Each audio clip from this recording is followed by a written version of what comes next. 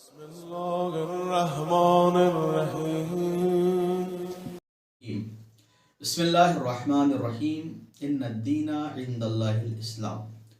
ناظرین کرام السلام علیکم۔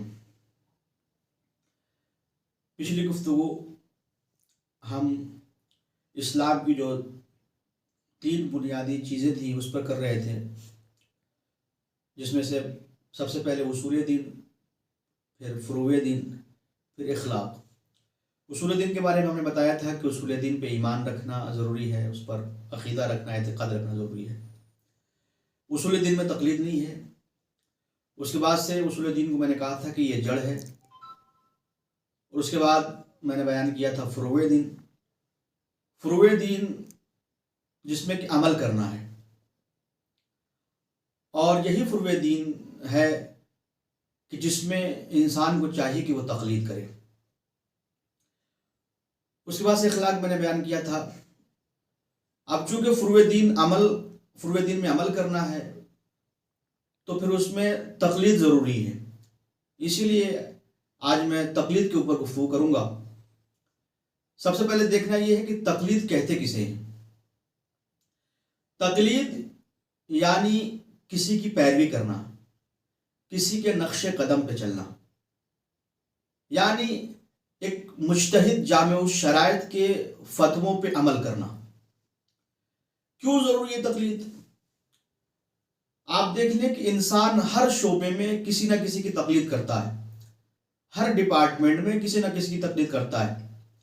جو اس کے ماہرین ہوتے ہیں، جو اس کے ایکسپرٹ ہوتے ہیں، جو اس ڈپارٹمنٹ کے مخصوص جو ہیں ہوتے ہیں۔ مثال کے طور پہ انسان مریض ہوتا ہے، تو ایسا نہیں ہے کہ مریض جو ہے وہ کسی انجینئر کے پاس جائے گا اور اس سے پوچھے گا کہ ہم مریض ہو گئے، میرے لیے کچھ دوا لکھ دو۔ نہیں، وہ جائے گا ڈاکٹر کے پاس۔ کیوں؟ کیونکہ ڈاکٹر جو ہے وہ اس علم میں ماہر ہے، اور ڈاکٹری میں بھی دیکھیے ہر چیز کا تخصص ہو گیا ہے۔ مثال کے طور پہ ہڈی کے ڈاکٹر الگ ہے، نس کا ڈاکٹر الگ ہے، دماغ کا ڈاکٹر الگ ہے، آنکھ کا ڈاکٹر الگ ہے، کان کا ڈاکٹر الگ ہے۔ یعنی کان میں درد ہو رہا ہے تو ہم جاتے ہیں کان کے ڈاکٹر کے پاس۔ کیوں؟ کیونکہ کان کے بارے میں وہ زیادہ جانتا ہے، ایکسپرٹ ہے وہ۔ اور اگر دوسری جگہ آپ چلے جائیں، مثال کے طور پہ آپ کو گھر بنانا ہے، تو نقشہ پاس کروانے کے لیے آپ ڈاکٹر کے پاس نہیں جائیں گے، آپ انجینئر کے پاس جائیں گے۔ کیوں جائیں گے؟ کیونکہ اس کے پاس تخصص ہے، وہ ایکسپرٹ ہے، وہ نقشہ بنا کے دے گا۔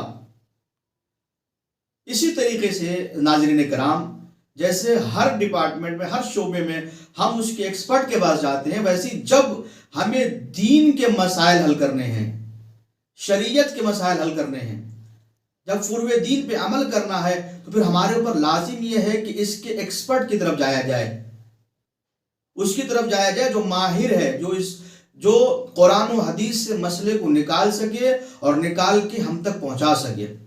بس اسی چیز کو، یعنی مجتہد جامع الشرائط کے فتووں پہ عمل کرنے کو ہی جو ہے وہ تقلید کہتے ہیں۔ ناظرین کرام، تقلید، اگر آپ کے اندر اتنی صلاحیت ہے کہ آپ خود مجتہد ہو جائیں، اجتہاد کر لیں، قرآن اور حدیث سے جو ہے وہ مسئلے کو نکالیں، تو پھر آپ تقلید نہیں کریں، کوئی مشکل نہیں ہے۔ لیکن زیادہ تر لوگ قرآن اور حدیث سے احکام شرعیہ کو نہیں نکال سکتے، اسی لیے ان کے اوپر لازم ہے، ضروری ہے، واجب ہے کہ پھر ایسے شخص کی وہ تقلید کریں جو اپنے زمانے کا عالم ہے، مجتہد جامع الشرائط ہے۔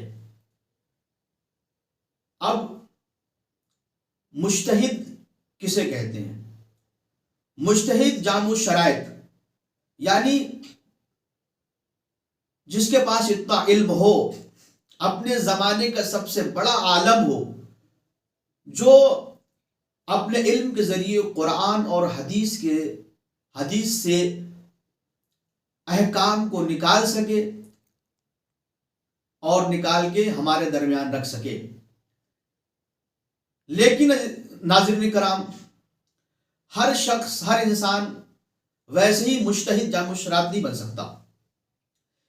مجتہد جامع الشرائط کی کچھ شرطیں ہیں جو انشاءاللہ میں اگلی ویڈیو میں آپ کے سامنے رکھوں گا۔